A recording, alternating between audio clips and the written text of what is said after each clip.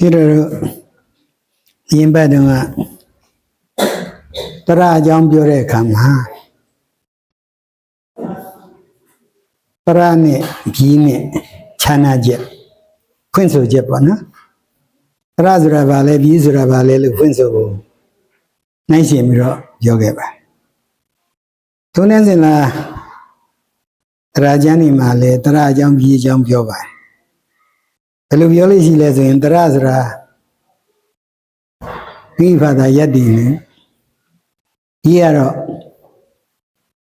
တရားကိုမှီပြီးရတယ်နော်ဒီကဘယ်လိုမှအမှီပြုစရာမလိုပဲတရားကဘယ်လိုမှအမှီပြုစရာမလိုပဲတရားတက်လည်းယက်တည်နေပြီဒီနဲ့ရှင်တွဲပြီးတော့လည်းယက်တည်နေဒီကတော့တရားကိုမှီပြီးမှယက်တည်နေတယ်အဲ့တော့နေတယနေတိတစသဖြင့်လို့ခွဲပြီးတော့သူတို့ဒီထုံးနှံစင်လာမှာတော့အခရာအောင်မှုတည်ပြောတာပေါ့နော်ဒီအခရာတွေရဲ့အစွမ်းတတ္တိဂုံပေါ့ညလို့ပြောပါတရဝိရ phonetics သဘောအရကတော့အတန်သဘောကိုလက်တွေ့တရုပ်ဖော်ပြီးတော့ဖွင့်ဆိုပါတယ်ပြီးတော့ရင်ဘက်ကပြောခဲ့တဲ့အတိုင်းတရားရဲ့လက္ခဏာကိုပြောတဲ့အခါမှာဒီအစုပ်သေးကိုလေရှုသွင်းပြီးတော့အစုပ်ကနေပြန်ထုတ်လိုက်တဲ့အစုပ်တွေဟာတရားမူတရားအတန်ဖြစ်ဖို့အတွက်လေမျိုးထဲမှာရှိတဲ့အတန်ညွှန်းတစ်ချောင်းကိုတိုးထွက်ရတယ်အတန်ညွှန်းတစ်ခုကဒီလိုစိတ်နေလို့တိုးထွက်တဲ့အခါမှာအတန်ညွှန်းတုံခါမှုဖြစ်တယ်ဒါတစ်ချက်ပါဇက်သေးကိုရောက်သွားတဲ့ဂရင်းထဲကိုရောက်သွားတဲ့အခါကျတော့ဘာဒါစိတ်မှမရှိပဲလွတ်လွတ်လပ်အပြင်ဘက်ကိုလေထွက်ဒါတစ်ချက်အရင်းငံဒီနှစ်ချက်ရှိနော်ဒီနှစ်ချက်ကိုပြောတဲ့အခါကျတော့အတန်ညို့ကိုတိုးထွက်တဲ့အတန်မျိုးတွေကိုအတန်ညို့တုံခါနေတဲ့အတန်တွေကိုတန်ပြင်းလို့ခေါ်တယ်ထုံးနေစဉ်လားပါဠိတရားကျမ်းဒီမှာဂောတလို့ခေါ်တယ်အတူတူပါပဲနော်အဲ့ဒီတန်ကြီးဟာတရတန်ကြီး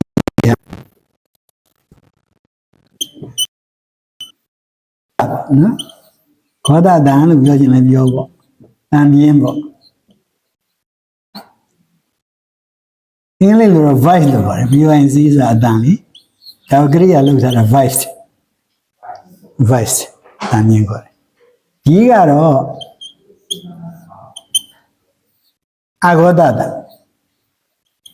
နော်အဲ့လိုအာဂောတတန်လို့ခေါ်လဲဆိုတော့အတန်ကျိုးကိုsorry ဘယ်လိုပြောမလဲဒီကတော့ဒီဂောတတန်က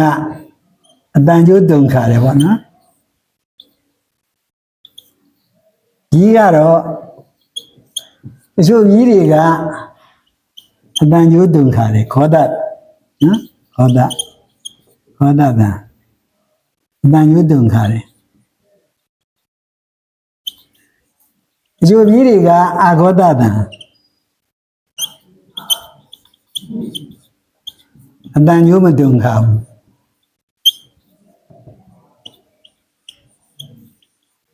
တာရကပြရင်နောက်တစ်ခုကဒီတန်တွေကိုတန်ညင်းလို့လေ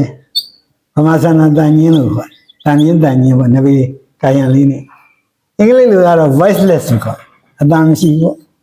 ကျင်းတဲ့အတန်မရှိ voiceless ဆိုခေါ်ဒါတရပြီးတော့ phonetics စာအုပ်တွေမှာဖတ်ကြည့်နေ voice ဆို voiceless ဆိုတဲ့သုံးနည်းရှိပါအဲ့တော့ဒီဟာကတာရကပြရင်အပါတဲ့အတန်အားလုံးဟာတရတန်ကြီးပဲနော်အပါတော့တန်ဆိုလည်းအပါတဲ့အတန်ပေါ့နော်အတန်ဆိုတဲ့နေရာအင်လဲပါတယ်အိုက်လဲပါတယ်အိုလဲပါတယ်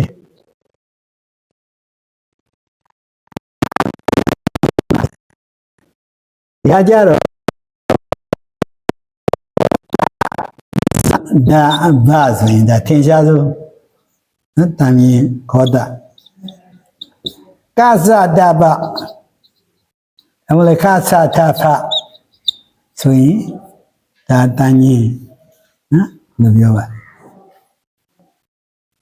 အဲ့တော့ဂောတတန်ဖြစ်တယ် နော်အတန်ညိုဒုက္ခတွေနောက်အပြင်ကိုနော်ဂရင်းအပြင်ကိုလွတ်လပ်စွာလေထွက်တယ်လွတ်လပ်စွာလေထွက်တယ်တရတန်ရွရင်ပါဇက်ဟပြီးယူရတဲ့ကြောင့်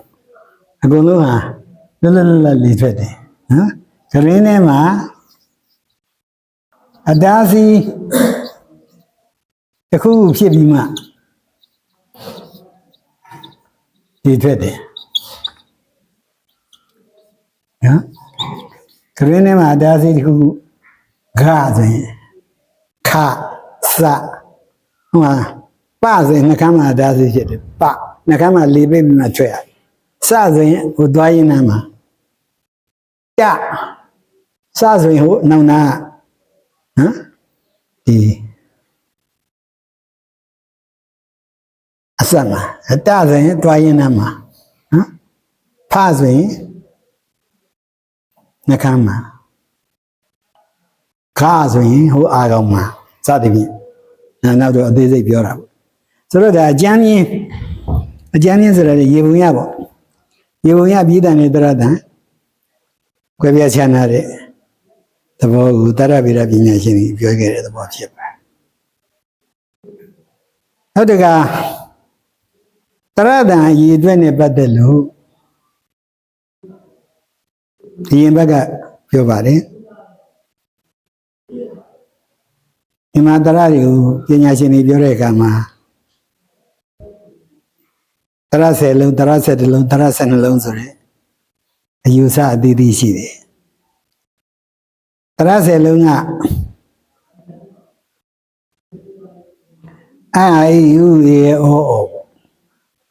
12လုံးကြတော့အိုပါတယ်ပေါ့12လုံးကတော့မွန်စီကယူတဲ့တင်မိုးကြီးတရဒါမှမဟုတ်ရင်တင်ယိုတရလို့ခေါ်တယ်ငယ်ငယ်တော့တင်မိုးကြီးဖတ်စာတွေမှာတပည့်တော်သင်ရတဲ့ကကကိကုကုကေကောကောကံကဆဆစီစီဆူဆူစေစေစောစောစန်စာအာဤဥရေဩအာဇိ12လုံးနော်အဲ့12လုံးကဟိုပေရည်ပေစာတွေဆံမျက်နှာတက်တဲ့အခါမှာအဲ့ဒီပေချက်12ချက်ကိုတင်ငါလို့ခေါ်တယ်ပြောပေ50နဲ့နော်ပေ50နဲ့ဆံမျက်နှာတက်တယ်ပြောပါဥခေဘုံနိတိုက်တွေမှာလဲဘုံနိစာဥတွေမှာလဲစာကိုစရင်တော့1 2 3 4နဲ့စစာကိုမစခင်တော့နော်တချို့လဲအဲ့လိုပေငါနဲ့3ညီမ3မှာပေါ့လေခုခေတ်မှာတော့ဘုရုံကတော့သုံးစံနိုင်ကကြီးခုခေတ်နဲ့ဇာမျက်နှာတက်လေးရှိပါတယ်ဒါတရရဲ့သဘောပေါ့နော်တရအရေးအတွက်တရအရေးအတွက်ဘယ်လိုရှိတယ်ဆိုတာကိုပြောတာဖြစ်ပါတယ်အဲ့တော့အဲ့ဒါပြောပြီးတော့နိုင်ကျင်သောအဖြစ်ပြီးတော့တရဗေဒမှာနော်လက်တွေ့လေ့လာတဲ့စကားတန်လေ့လာတဲ့တရဗေဒပညာရဲ့မှာဘယ်လိုတရတွေကိုခွဲတယ်လဲနော်တရမျိုးစားပေါ့တရမျိုးစား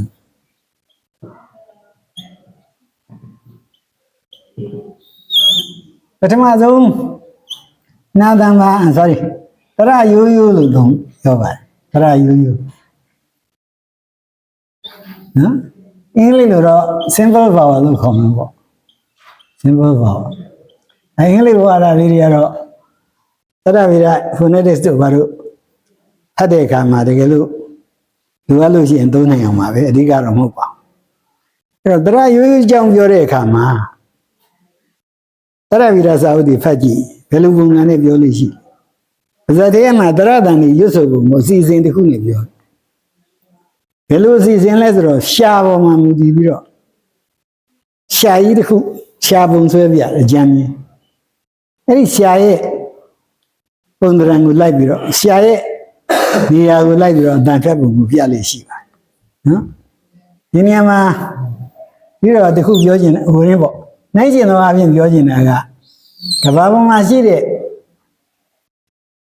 တရတန်ကြီးအကြောင်းပြောရင်ဒီလိုပုံစံနဲ့ပြလိမ့်ရှိတယ်ဒါကိုရှာလို့သဘောထားပါနော်ဒီလိုပြောလို့ရှိဒါရှာရှိပေါ့နော်ဒါရှာကြီးလို့သဘောထားလိုက်ဒါရှိဒါအလေဒါနောက်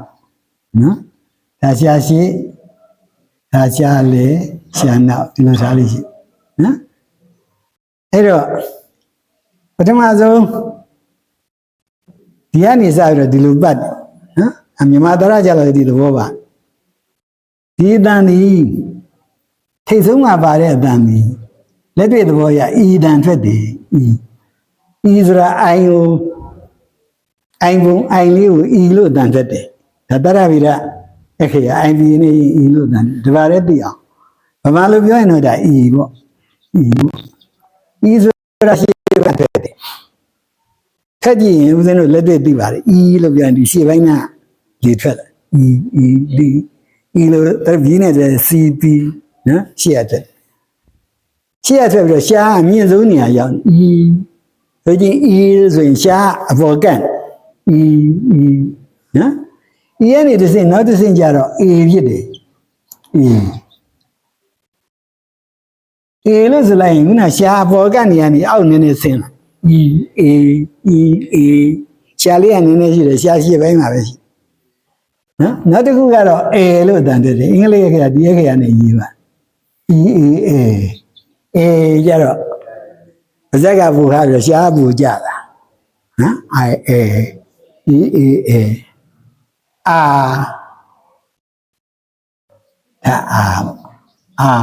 ာကြတော့ရှားအောက်နေဆိုရဆိုကြည့်ရင်သိပါအာဆိုရှားအောက်ကတ်နော်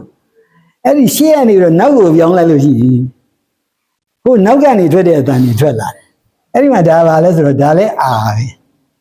ဒါပြီးတော့နောက်တော့ရှင်းပြဒါနဲ့အာနှလုံးဖြစ်နေတာလဲဆိုတော့ကဘာပေါ်မှာရှိတဲ့ဘာသာစကားတွေမှာအာဆိုတဲ့အတန်ရှေ့ကထွက်တဲ့အတန်နဲ့နောက်ကထွက်တဲ့အတန်နှစ်မျိုးရှိအာဆိုတော့ရှေ့ကထွက်တယ်အာဆိုရင်တော့ကြီးကန်းကြီးអော်တဲ့အတန်မျိုးအာဟုတ်တယ်နော်ဗမာမှာတော့အဲ့လိုမရှိဘူးအာတမျိုးပဲရှိအာလို့ပြောလိုက်ရင်အတန်နောက်ရောက်သွားတာဒါတစ်ကလေးလို့ရတာအော်လို့တန်ပြီအော်ရှားပေါ်နည်းနည်းပြန်တက်သွားတယ်အော်ဒါကြတော့အိုလို့တန်တယ်အိုကတော့ဒီအိုပဲလုံးပါအိုနော်ဦးကြတော့အပေါ်ဆုံးရောက်သွားတယ်ယူနေရည်တယ်နော်အဲ့တော့ဒီအတန်ရှစ်လုံးလားဘာမှမရှိတဲ့ဘာသာစကားတွေကိုသရဗိရပညာရှင်တွေလေ့လာပြီးတော့စံလုပ်ထားတဲ့အတန်ရှစ်မျိုးပေါ့ဒီပထမဆုံးအခြေခံတရအနေနဲ့စံလုပ်ထားတယ်သရဗိရစာအုပ်တွေမှာကြည့်နေတာ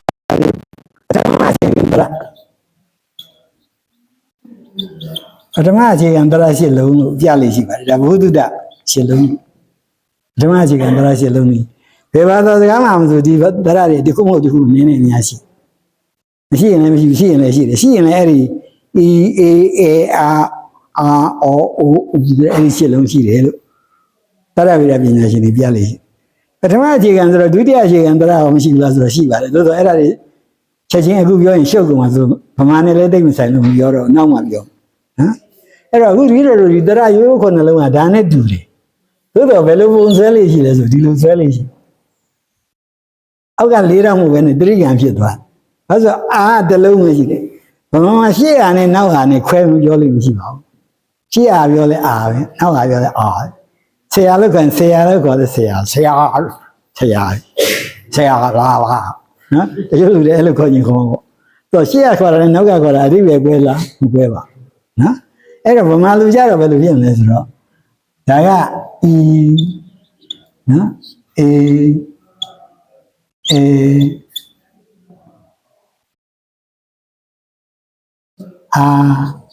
အာတလုံးပဲရှိတယ်အိုနော်ဒီခုနှလုံးရှိတရရိုးခုနှလုံးလို့နာမည်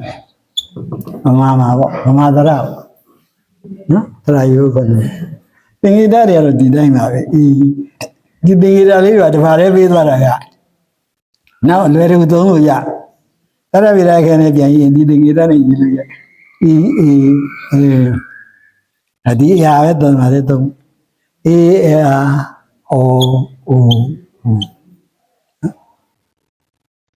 ဆိုတော့တရဗိရာယတန်ဒီကိုခွဲကြတဲ့အခါမှာစနစ်တစ်ခုခွဲကြပါလက်တွေ့အတန်ရွတ်ဆိုမှုရရှာနေမြင်ရခွဲကြပါအစဉ်တိုင်းဒီလိုပဲဆိုပါတယ်ဗမာတရရိုးရိုးရဥရတော့လေဥစနစ်နဲ့တူပေါ့သူကတော့ဤရစအာမစဘာလို့ဤရအမြင့်ဆုံးဖြစ်နေလို့ဤအာ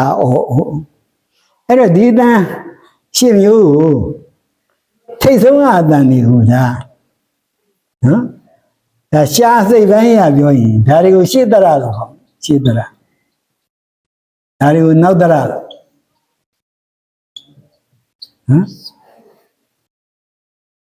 ဘုံမှာတော့လေးလုံးစီပေါ့ရှေ့တရလေးလုံးနောက်တရလေးလုံးဘုံမှာတော့ရှေ့တရလေးလုံးနောက်တရသုံးလုံးအာဆိုတာကရှားရဲ့ရှေ့မှာဖြစ်တယ်ဆိုတာရှားရဲ့နောက်မှာဖြစ်တယ်ရှေ့တရနောက်တရ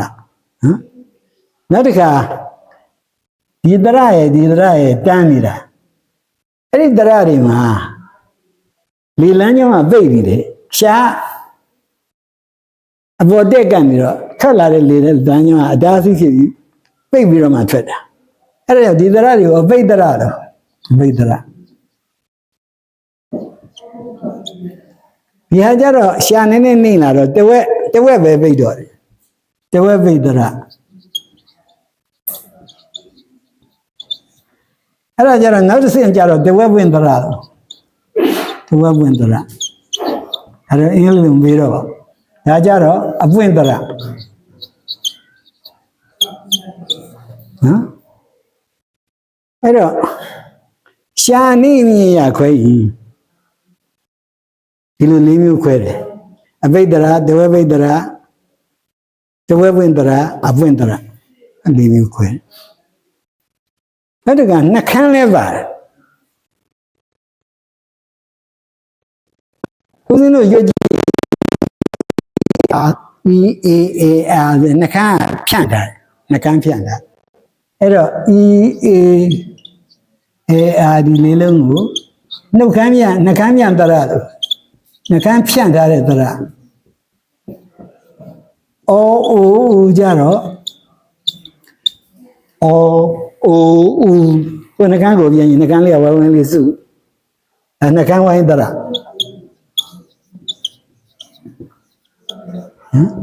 အဲ့တော့အခုခွဲပြတာတွေကကမ္ဘာပေါ်မှာရှိတဲ့ဘယ်ဘာသာစကားကိုမဆိုတရုတ်ဖော်ရင်တရုတ်ဖော်နေစံနေတယ်ဗမာစကားမှမဟုတ်အင်္ဂလိပ်စကားတရုတ်ဖော်ရင်လည်းဒါနဲ့ဖော်လို့ရကလားစကားတရုတ်စကားဘာစကားညာစကားဒီစံနဲ့ဘာလို့လူတိုင်းအတန်ထွက်တာဒီပါဇက်မျိုး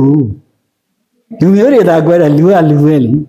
လူကိုခန္ဓာကပါဇက်ပုံကလည်းဒီနှကန်းကလည်းဒီလိုပဲသွားကလည်းဒီလိုပဲဆိုတော့အတန်ထွက်ရင်ဒီအတန်တွေပဲထွက်မှာပေါ့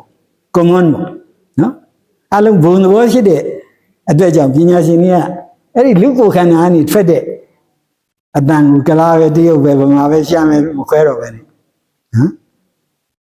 တရတွေကိုဒီလိုခွဲတဲ့အခါမှာအခုဒီတော့ခွဲပြတဲ့အတိုင်းဒီတိုင်းမြင်လိုက်လို့ဖြစ်ရင်ရှင်းပါအဲ့တော့ဒါကိုခွဲတဲ့စံကဘယ်လိုရှိလဲဆိုနံပါတ်1ကရှားအစိတ်ပိုင်းရှားစိတ်ပိုင်းရာခွဲတယ်ဘယ်လိုခွဲလဲရှေ့လားနောက်လားအလေကတော့နောက်မှာပြောရှေ့လားနောက်လားရှားရှေ့ကထွက်တယ်လားရှားနောက်ကထွက်တယ်လားဘယ်စိတ်ပိုင်းကထွက်တယ်နော်နောက်တစ်ခုကတော့ရှားနေမြင်ရာနော်လူနေလာတယ်လူမြင်လာတယ်အဲ့မှာလည်း၄မျိုးပဲရှိပါတယ်အပိတ်ကြီးတဝက်ပိတ်ကြီးအပွင့်ရယ်တဝက်ပွင့်ရယ်မျိုးပဲရှိနံပါတ်3ကတော့နှုတ်ခမ်းရနှုတ်ခမ်းရွေ့ရှားမှုရနှုတ်ခမ်းလှုပ်ရှားမှုရနှုတ်ခမ်းဝိုင်းရယ်နှုတ်ခမ်းပြန့်ရင်နှုတ်ခမ်းဝိုင်း တော့တရဗိရမှာရိုးရိုးတရတွေကိုတရုပ်ဖော်တာဒါအကုန်ဗမာစကားမှသာမဟုတ်ဘူးဦးဇင်းတို့ phonetics စာအုပ်တွေကြည့်ရင်အင်္ဂလိပ်စကားတရုပ်ဖော်ရင်လည်းဒီလိုပဲဖော်အတူတူပဲဟုတ်ဗမာရောအင်္ဂလိပ်ကပါဇက်ပုံစံအတူတူပါပဲဘယ်လူမျိုးဖြစ်ဖြစ်လူမှန်အတူတူပဲအစကီမိုစကားတရုပ်ဖော်ရင်လည်းဒီတိုင်းသွားမှာနော်အဲ့တော့ဒါတွေဟာအလွယ်တကူတပည့်တော်အခုပြောတော့တာဒါအလွယ်တကူပြောတာအလွယ်တကူဆိုတာလည်းတပည့်တော်စာအုပ်ဖတ်ပြီးတော့သင်ကြားခံယူလာတဲ့ဟာကိုဦးဇင်းတို့ပြန်ပြောပြတာအဲ့ဒီစာအုပ်ထဲမှာဒီတရားတွေဖြစ်ဖို့ဒီလိုလေ့လာနိုင်မှုသူတို့တရားဗေဒပညာရှင်တွေနှစ်ပေါင်းများစွာကြိုးပမ်းကြကမ္ဘာပေါ်မှာရှိတဲ့ဘာသာစကားတွေကိုနှံ့ဆက်လေ့လာပြီးတော့နော်ဦးဇင်းတို့ကွန်ပျူတာထဲမှာ IPA chat ခောက်ကြည့်ရင်ထွက်လာ IPA International Phonetics Alphabet ဒါတွေကုန်ပါတယ်တရားဘာသာစကားတွေအလုံးနားရှင်းပြီးတယ်ကအဓိကကြတဲ့အတန်ကြီးဒီအတန်ကြီးပါပဲအဲ့တော့ကျန်တာတွေကတော့တပည့်တော်နဲ့ဆိုင်လို့ထားလိုက်အောင်မြန်မာစကားကိုပဲတပည့်တော်လေ့လာမြန်မာစကားတန်တွေကိုလေ့လာတဲ့အခါမှာသူပြောတဲ့တရားရိုးရိုးဆိုတာဒီခုနှလုံးပါပဲ ဒီအစဉ်လေးကြက်ပြီးတော့နော်သင်္ကေတပါမှတ်တိုင်းတရားခုနှလုံးအဲ့ဒီတရားခုနှလုံးကိုပုံစံပြရင်ရှားသည်အပေါ်ကနေပြီးတော့ဒီလိုပါပဲဦးဇင်းတို့တွေ့တဲ့အတိုင်းဒီဆင်းလာတာပြီးတော့မှဒီလိုပြန်တက်တာဟုတ်တယ်မလားရှားအပေါ်ကနေအောက်ဆင်းပြီးလိုပြန်တက်ဤဆိုရင်အပေါ်ဆုံးကရှေ့မှာအာကြတော့အောက်ဆုံးရောက်သွားနောက်ပြီးအော်ကြတော့နည်းနည်းပြန်တက်ပြီးနောက်ရောက်သွားအိုးနောက်ရောက်တော့ဦးအမြင့်ဆုံးဖြစ်သွားအဲ့ဒါကိုမူတည်ပြီးတော့လာခွဲတဲ့အခါမှာရှားစိတ်ပိုင်းရခွဲကြီးရှေ့တရနောက်တရလို့ခွဲတယ်ရှားရှေ့ရဖြစ်တယ်ရှားနောက်ကဖြစ်တယ်ရှားနေမြင်ရခွဲကြီးအပိတ္တရတဝဲပိတ္တရတဝဲပွင့်တရအပွင့်တရလို့ခွဲနှကန်းနေရရခွဲကြီးနှကန်းပြန်တရနှကန်းဝိုင်းတရလို့ခွဲပါနော်အဲ့တော့တချို့တရတွေရတော့နည်းနည်းကွာတယ်ပေါ့ဟိုဒုတိယအခြေခံတရဆိုတာရှုံးမှာဆိုပြီးတော့ထည့်မပြောသို့တော့ဒုတိယအခြေခံတရားကသင်္ကေတတွေကလည်းတမျိုးပေါ့သင်္ကေတတွေမမှတ်ပါနဲ့ဒီပုံစံလေးဒါပဲกว่าလဲဆိုနှခမ်းပဲกว่าနှခမ်းပြီးတော့ဒီတရားတွေကနှခမ်းပြန့်နော်တချို့ဘာသာစကားတွေမှာဒီတရားတွေနှခမ်းဝိုင်းပြီးတော့ယူတာရှိတယ်အဲ့ဒါစကားတော့ပြီးတော့အီလို့ရတယ်သူကအီလို့ရအီဒီတော့မှမရှိဘူးဒီတော့အိုးစနှကန်းစုအိုးနှကန်းဖြန့်ရင်ဘယ်လိုဖြစ်လဲအဲ့ဒါဘာမှရှိတယ်ဂျပန်စကားမှာလို့ရှိပြီးတော့တိုင်းသားထဲမှာကရားစကားတွေရှမ်းစကားတွေလည်းမအဲ့ဒါတွေပါကရားစကားတန်ရှမ်းစကားတန်ဆိုတဲ့တန်ဒါဦးရဲ့ဦးနှကန်းဖြန့်နေတဲ့လည်းရတယ်နော်ကရားစကားရှမ်းစကားမှာရှိတယ်ဂျပန်စကားကဒါမှမဟုတ်ဒီတော့ဟိုရေးဥပါတယ်ပြီးတော့သူတို့ကဂျပန်ကဆိုတဲ့အတိုင်းသူတို့မရှိဘူးလေနှကန်းနဲ့ဖြန့်တယ်နောက်ဦးလို့လဲဆိုရင်နှကန်းဖြန့်ပြီးတော့လေးရောင်းသူတို့ဗမာစကားသင်တဲ့အခါကျတော့အဲ့ဒီအတန်ကြီးလွှမ်းမှုဒီတော့ဂျပန်ပြီးတော့ဂျပန်မှာဗမာကသွားလို့ဒီနေ့ဂျပန်ကျောင်းသားတွေကိုမြန်မာစာသင်ပေးရကြိုးစားကြပါ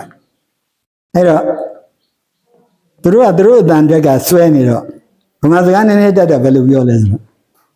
မင်းတို့သိသလားလို့ပြီးတော့မသိပါဘူးလို့ပြောမှာပေါ့သူတို့အဲ့လိုမပြောမသိပါပဲနော်မသိပါပဲအကိစ္စဒီရဲဆိုတာကြီးလုံးသူတို့တန်အဲ့ဒီတန်ရှိနေတာဟုတ်နော်သိဝင်စားစရာကောင်းပါသူတို့ဘာသာစကားရဲ့ဩဇာသူတို့ကနှကန်းဖြန့်ပြီးတော့နောက်ကရွတ်တဲ့တရတံမျိုးသူတို့မှရှိတယ်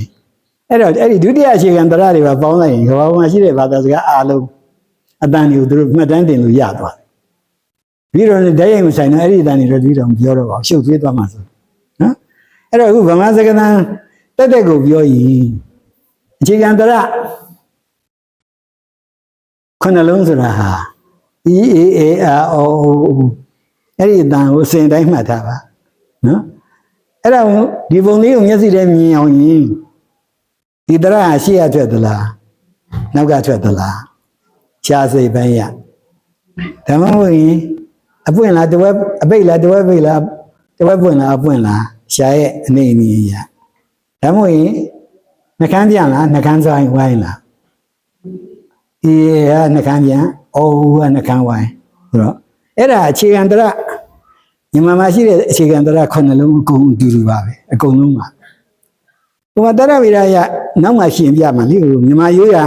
အစဉ်လာရ10လုံးနေ17လုံးနေဘာလို့ဖြစ်နေလဲဦးဇင်းတို့မြင်လာမှာပါဒါတပည့်တော်ကတရားဝိရတော့အတန်တက်တက်ကိုယူတာအရေးကိုယူအတန်တခုကိုတစ်မျိုးပဲအတန်တက်တက်ကြည့်မြန်မာတရားမှာအဲ့ဒီခုနှစ်လုံးရှိတစ်ဆက်တည်းပြောရရင်ခုနရှားရှိရင်နောက်ကဲဆိုတော့ပြီးတော့ရှားလေလို့အလဲလို့ပြောလိုက်သေးတာအလဲလို့ပြောပြီးတော့မှအလဲသရတစ်ခုရှိအလဲရှားရှိရလည်းမထွက်ဘူးနောက်ကလည်းမထွက်အလဲသမုတ်ကြားပေါ့ဘယ်လိုဟာလဲဆိုတော့ဥမာဘယ်လိုပါအလုတ်ဆိုတဲ့ဟာမျိုးပေါ့ဥမာဒီစလုံးနှလုံးကိုရှင်းကြည့်ရင်ဒါလူအားလို့အတန်တက်ဒီကောင်လူအားပဲအားလို့အပြည့်တက်တယ်ဒါကြတော့အလုံးလေအလုံး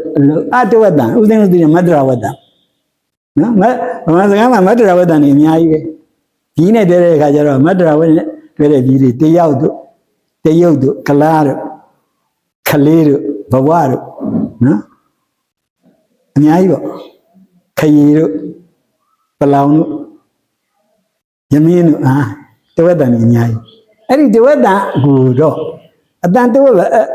ဒီလောက်ပဲတွေ့လို့ရှားလေလောက်ကပဲတွေ့တယ်ရှေ့လဲဟုတ်နောက်လဲဟုတ်အဲ့ဒါကိုဒီဗမာလူရေးရင်တော့ဟိုမြန်မာစလုံးနဲ့ရေးရင်တော့အာကိုတဝက်တန်လားအပြည့်တန်လားခွဲထားတာမရှိဘူးရှိနော်အပြည့်လဲဒီဟာနဲ့ပဲရေးတဝက်လဲဒီဟာနဲ့ပဲရေးတယ်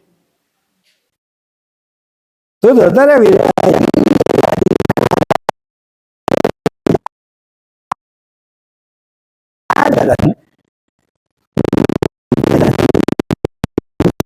ကလေးထည့်လိုက်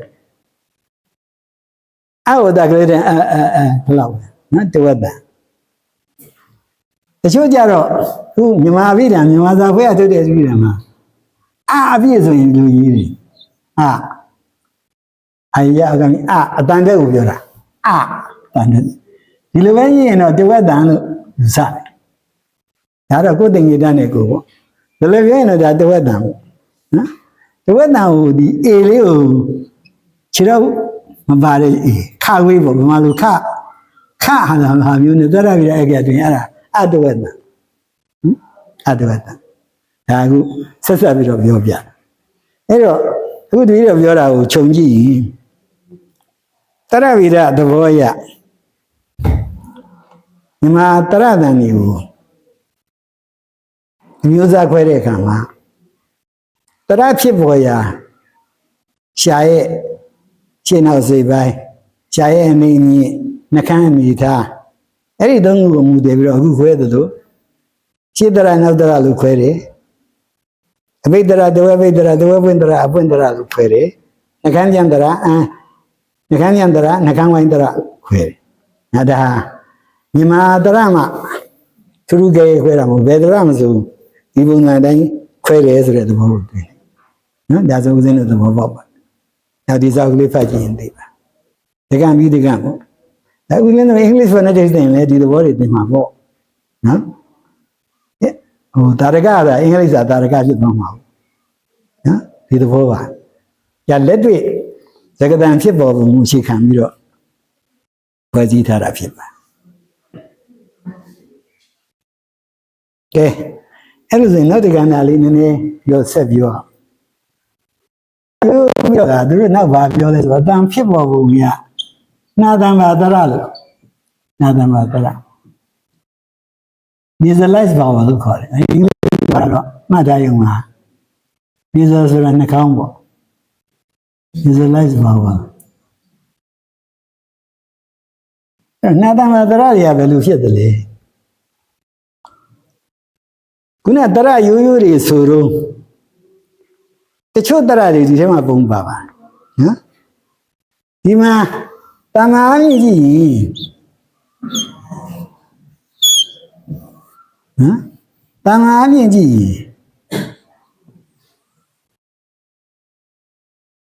ဒီအာကောင်ဘောအာကောင်ကြီးညာဘောအာကောင်ပြောလို့ခေါ်တယ်ဦးစင်းလည်းနဲ့စမ်းကြည့်ရင်ဒီလေအာကောင်ဘောစမ်းကြည့်ရှေ့ဘင်းကမမနေတဲ့အာကောင်မှာနောက်ကပြောစီနေတဲ့အာကောင်ပြောဟမ်အဲ့ဒီအာကောင်ပြောကပုံမှန်အဖြစ်ဆိုရင်နောက်ကနိုင်ရနဲ့ကန့်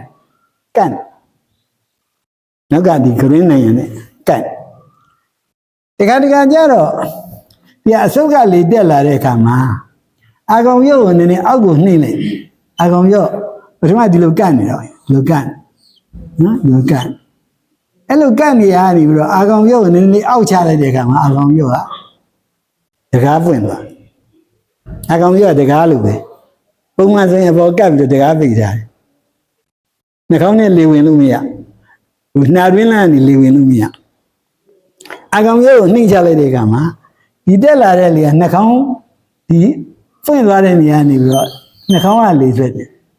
နော်ဒါကိုနှာတွင်းလမ်းလို့ခေါ်မှာပေါ့ဦးဇင်းနှာသံပါတဲ့လူတွေနှာခေါင်းကလေထွက်တာနှာခေါင်းကဘာကြောင့်လေထွက်လဲလို့လက်တွေ့ကြကြပြောရင်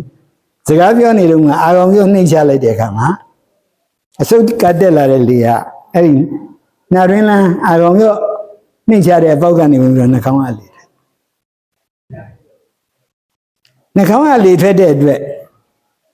အဲ့ဒီတန်တွေကနှာပါတယ်ပေါ့မမလူပြောရင်နှာတန်ပါနော်ဆရာလို့ပြောနေဆန်လို့လည်းတချို့တဘာဝလေးကိုခန္ဓာဟိုကျမ်းမာရေးဟိုကိုင်ငါရွှေရင်လည်းနှာခေါင်းသာပါနေလူလေးတမင်လို့ပြောလည်းဖြစ်တာပေါ့နဲ့ဆန်နဲ့နှာခေါင်းကလေတဲ့ဆိုတော့အဲ့ဒါနှာတန်ပါသရလို့ခေါ်နော်အဲ့တော့ဘယ်လိုဟာရီနှာတန်ပါသရဖြစ်လဲလို့ပြီးတော့အလွယ်ဆုံးပုံစံလေးနဲ့ပြောပါခုနပြောတဲ့တရားရိုးရိုးခုနှလုံးမူတည်လိုက်တာပေါ့ဒီဟာဒီခုနှလုံးနော်ဒီခုနှလုံးနာတာမှာတရားမဖြစ်ပါဘူးနော်ရိုးတရားရိုးနာတာမှာတရားတွေအကုန်လုံးဖြစ်ဘူးဗမာစကားမှာအကုန်လုံးနှာတန်းနဲ့မပြောဘူးသုံးတန်ပဲပြောတယ်ဤရဲ့အာရဲ့ဥရဲ့အဲ့ဒီအတန်သုံးတန်နဲ့နှာတန်းနဲ့ပြောတယ်ညာလားအေရီအာရီအေရီနှာတန်းနဲ့ပြောလို့မရှိဘူးပြောရင်လည်းဒါခက်မှာဗမာစကားပြောလို့သို့တော့ဤရောနှာတန်းနဲ့ပြောလို့ရှိပြီဤရောနှာတန်းနဲ့ပြောရင်ဘာဖြစ်သွားလဲဆိုတော့ဤမှာနှာတန်းလေးထက်လိုက်အင်းဖြစ်သွားတာပေါ့အရေးရကြည့်နော်အရေးငါတအင်ပေါ့ဒီတော့အရေးကိုကြည့်တာမဟုတ်ဘူးအတန်ကိုကြည့်တာဤဆိုတဲ့အတန်ကိုသိပြီးပြောနေဤကိုနည်းနည်းလေးနှိမ့်ချပြီးတော့နာမန်နဲ့ပြောရင်နဲ့နောက်မှအင်ဖြစ်သွားတယ်။ဒါဤကိုနာမန်နဲ့ပြောရင်အင်ဖြစ်တယ်။အာကိုနာမန်နဲ့ပြောရင်အန်ဖြစ်တယ်။အာဆိုကြည့်ရင်သိတာပေါ့အန်ဖြစ်တယ်။ဥကိုနာမန်နဲ့ပြောရင်ဖြစ်တာပေါ့ဖြစ်တာနော်ဖြစ်တယ်အဲ့နာတန်ကိုပြဖို့အတွက်အပေါ်ကဒီအကောက်ကလေးကိုတင်ရတယ်နာတန်လေးတင်တိုင်းအင်းလို့ထွက်တယ်အာဝနာတန်လေးတင်တိုင်းအန်လို့ဥဝနာတန်လေးတင်တိုင်းအန်လို့ထွက်တယ်ဒါတတ္တဗိရအခရာတချို့ပညာရှင်တွေကတော့အန်နာကတ်တယ်အင်းစိန်ဒီလိုရေးတယ်အန်စိန်ဒီလိုအန်လေးနဲ့ရေးလို့ရှိတယ်ဒါလည်းမူတစ်မျိုးပေါ့သို့တော့တခါတည်းနှစ်မျိုးပြောရင်ရှုပ်ပါတယ်ရှုပ်ကုန်အခြေခံကြတော့အဲ့ဒီအပေါ်အကောက်ကလေးနဲ့ပြတာအကောင်းဆုံးနော်ဒီကိုနာတန်နဲ့ပြောရင်အင်ဖြစ်တယ်အာဟုနာတန်နဲ့ပြောရင်အန်ဖြစ်တယ်ဥဟုနာတန်နဲ့ပြောရင်အောင်ဖြစ်တယ်အင်းအန်အောင်အင်းအောင်ဒါနာတန်ပါတော့နော်နောက်တခါဘာရှိလဲဆိုတော့နာတန်ပါတော့သုံးလို့ရှိ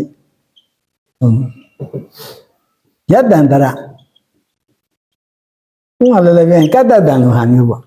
ဒီလိုဗမာမှာယတ္တံကိုမှတ်တဲ့စနစ်ရှိပါတယ်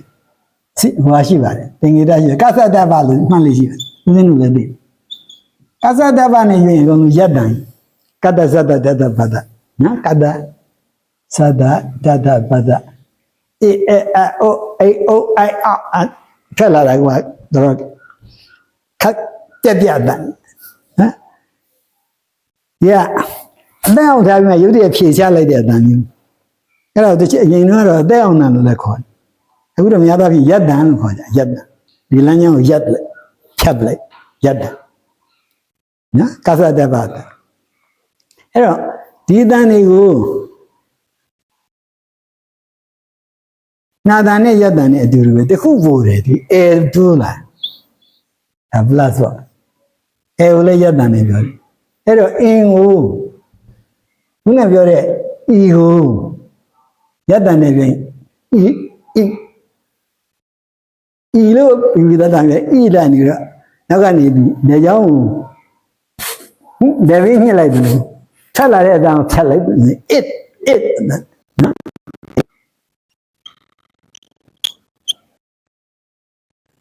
ဘောအကောက်ကလေးတင်နေquestion အဆက်မပါတယ်ဟောဒါရက်တန်တင်နေတာလို့နော်ဒါတလုံးတိုးလာတယ်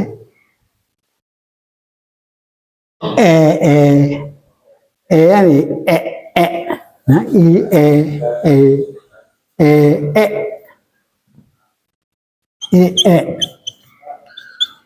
ဟုတ်ပြီအာနေရက်တန်တဲ့အာနောက်ကနေအတန်ပေးလိုက်အဖြစ်တယ်တတ်တဖြစ်မတတ်ဖြစ်အာနော်ဦးကနေ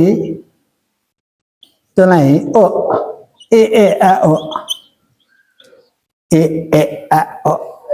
ဒါကြောင့်နေဟုတ်ပြီနော်ပြင်းပြထန်ထန်အတန်လေးတွေဖြစ်ပါအဲ့တော့ပြီးတော့အစီအဝေးလေးတစ်ခုဆက်လိုက်ဖို့ဒီနေ့တော့တော့ပဲနားလိုက်ပါနော်ရှေ့ဘက်ကျဆက်ပြောပါ